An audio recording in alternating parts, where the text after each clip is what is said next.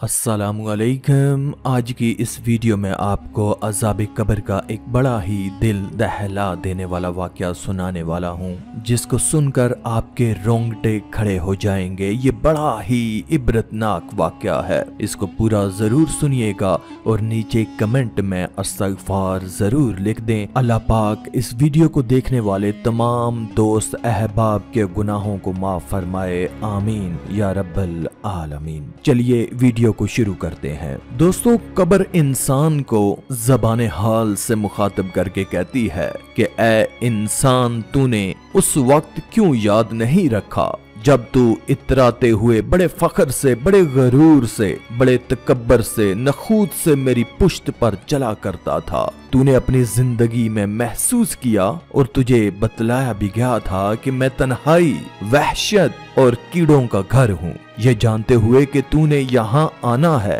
तू मेरे लिए कौन सा अमल तैयार करके आया है जो आज इस तन्हाई और वहशत को तेरे लिए जाए सुकून बना दूं, कीड़ों के बजाय तेरी कब्र को इज्जत और मेहमानी में बदल दूं। नबी करीम सल्लल्लाहु अलैहि वसल्लम का फरमान है कि इंसान की कब्र इसको हर रोज आवाज देती है, ज़बाने हाल से इसको पुकारती है, देखने वालों मैं तन्हाई, वहशत और कीड़े मकोड़ों का घर हूँ। मुझे सिर्फ जमीन में खोदा हुआ एक गड़ा न समझो, मैं जहन्नम का गड़ा हूँ या जन्नत की कयारी हूँ। तुम्हारे ऐमाल और तुम्हारा अकीदा तुम्हारे लिए मुझे जहन्नम का गड़ा बनाएगा या जन्नत की कयारी में तब्दील करेगा। मोमन से कब्र ज़बाने हाल से कहती है कि मुझे बताया गया था कि ये मोमन तुम्हारे अंदर आने वाला है। जब से मुझे ये पता चला कि ये मोमन मेरे अंदर आने वाला है, मैं उस वक्त से मोहब्बत के साथ तुम्हारा इंतजार कर रही थी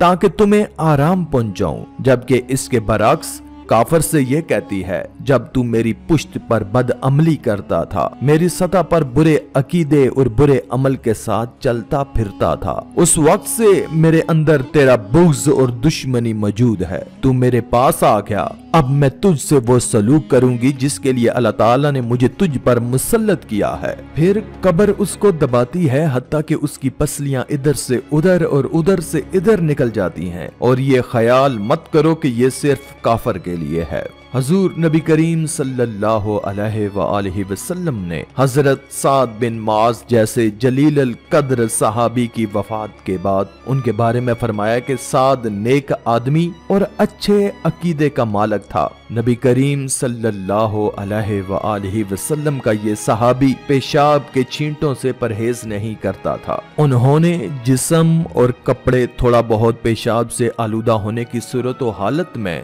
कुछ नमाजें अदा की थी। पेशाब के छींटों से परहेज न करने के सिले में आप सल्लल्लाहु अलैहि वसल्लम ने फरमाया कि साद को भी एक दफा उसकी कब्र ने दबाया था, उसकी पसलियों को झंझोड़ा था, इसलिए कि वो पेशाब के छींटों से परहेज नहीं करता था। और साथ ही आपने फरमाया कि अगर कोई कब्र के झटके से बच सकता होता तो साद बिन माज जरूर बच जाता। एक रवायत है कि कब्र के अंदर काफर पर तकलीफ देने वाले सांप मुसल्लत किए जाते हैं, और मोमिन के लिए इरशाद फरमाया गया कि उस पर जन्नत की खिड़कियां खोली जाती हैं और कहा जाता है कि अभी वो जन्नत में गया नहीं है। निशात सरवर और राहत देने के लिए उसको दिखाया जाता है कि जन्नत में तेरा ठिकाना ये है, क्योंकि तूने अपनी जिंदगी अल्लाह और उसके रसूल की अतात में बसर की थी। और साथ ही उसे दूर से जहन्नम का नजारा कराया जाता है और कहा जाता है कि अगर तू अल्लाह और उसके रसूल की अतात न करता, तेरा अकीदा और अमल अच्छा ना होता, तो फिर तेरा ठिकाना ये था। ये तेरी मसरत, फरहत और खुशी के लिए किया जाता है कि तू इससे बच गया है और ये मिल गया है। इसी तरह काफर और बदकार को भी दोनों चीजें दिखाई जाती हैं। उसको भी दिखाया जाता है कि अगर तू नेक और अच्छे अकीदे का मालिक होता तो ये जन्नत तुझको मिलना थी। अब तूने अच्छे अमल और अकीदे से जिंदगी बसर नहीं की, लिहाजा तेरी मंजिल और तेरा आखिरी ठिकाना जहन्नम है जिसमें तुझे डाला जाएगा। जब आदमी फौत होता है तो उसके वारिस कहते हैं कि ये क्या छोड़ कर गया है। उनकी नजर उस पर होती है जो वो छोड़ कर जा रहा होता है, और मलाइका आपस में कहते हैं कि इसने क्या भेजा है। उन्हें इससे कोई गर्ज नहीं कि वो बहुत बड़ा मकान, कोठी और महल छोड़कर जा रहा है, बड़ी कामयाब और मनसब और ओहदों पर फाइज औलाद छोड़कर जा रहा है, बहुत बड़ा बैंक बैलेंस और दौलत छोड़कर जा रहा है। अच्छे अमल दोस्तों किस तरह काम आते हैं, इंसान का नेक अमल किस तरह इंसान को अजाब से बचाता है। हदीस ने इसकी मंजर कशी की है। बिलफर्ज अगर पांव की तरफ से अजाब आता है तो नेकी की तरफ जाने वाले नेक कदम उसको रोकते हैं। हाथों की तरफ आता है तो नेक और अच्छे हाथ जिससे वो खैरात करता था, जिससे वो वजू करता था, जिससे वो नेकियां करता था, आने वाले अजाब को रोक लेते हैं। जब अजाब सामने की तरफ से आता है तो वो मुंह और जबान जिससे वो जिक्र इलाही करता था, जिससे तिलावत करता था, जिससे नेकी की बातें करता था, आने वाले अजाब को रोक लेता है। गोया बतलाया गया कि नेकी अजाब और बंदे के दरमियान हाइल होकर उसे रोक लेती है। एक दफा नबी करीम सल्लल्लाहु अलैहि वसल्लम नमाज पढ़ रहे थे। आप नमाज के दौरान आगे बढ़े, फिर पीछे हटे। नमाज के बाद पूछा गया कि जनाब, हमने पहली मर्तबा देखा है कि आप नमाज अदा करते करते आगे बढ़े, जैसे कोई चीज पकड़ने लगे हैं, फिर पीछे हटे हैं, ये क्या बात है? तो आपने फरमाया, नमाज में जन्नत का एक मंजर मेरे सामने आया, जन्नत के अंगूरों के लटके हुए खोशे मेरे सामने पेश किए गए। ये इतना हकीकी मंजर था कि मैं बेइख्तियार ये ख्याल लेकर आगे बढ़ा कि मैं कोई खोशा तोड़ लूं और नमाज के बाद अपने सहाबा को खिलाऊं। लेकिन जो ही आगे बढ़ा तो यकायक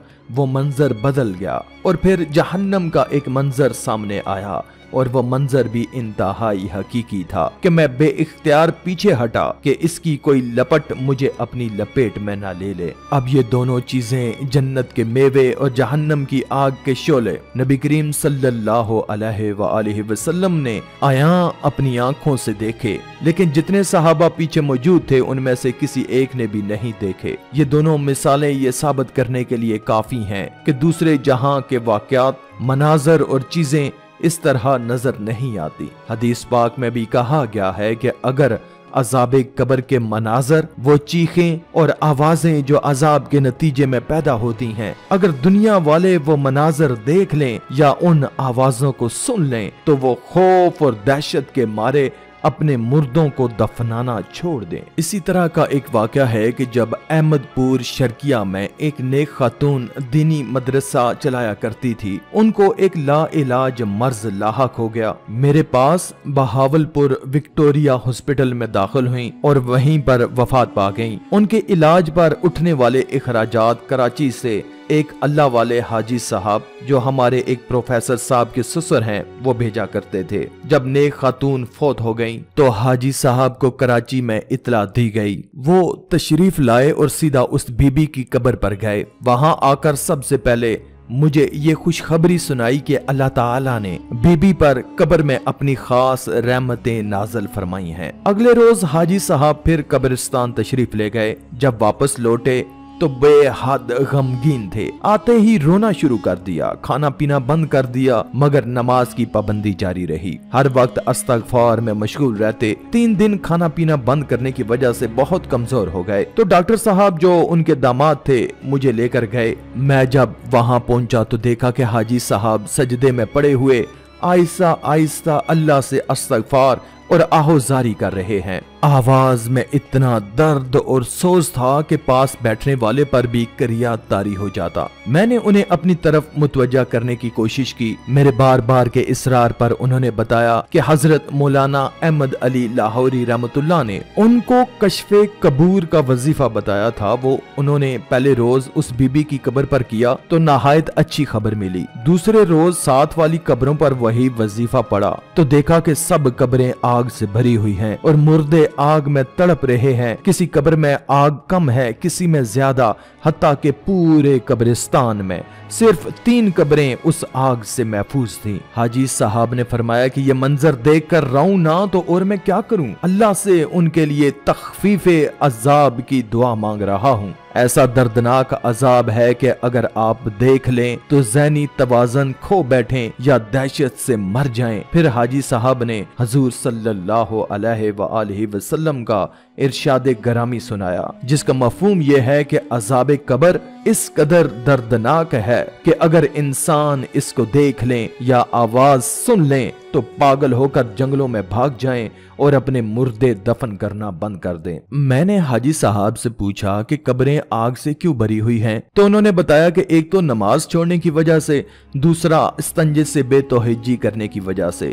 इस दर्दनाक नजारे की वजह से हाजी साहब अक्सर रोया करते थे और इसी हाल में उनका इंतकाल हो गया। आखिर में अल्लाह पाक से दुआ है कि अल्लाह ताला हमें नेक अहमाल करने और बुराई से बचने और बचाने की तौफीक अता फरमाए। आमीन या रब्बल आलमीन। आज की इस वीडियो में था बस इतना ही। मजीद इस्लामी वीडियोस हासिल करने के लिए अल्लाह की कुदरत चैनल को सब्सक्राइब कर दें और साथ में मौजूद बेल के आइकन को दबाकर ऑल पर क्लिक कर दें। शुक्रिया।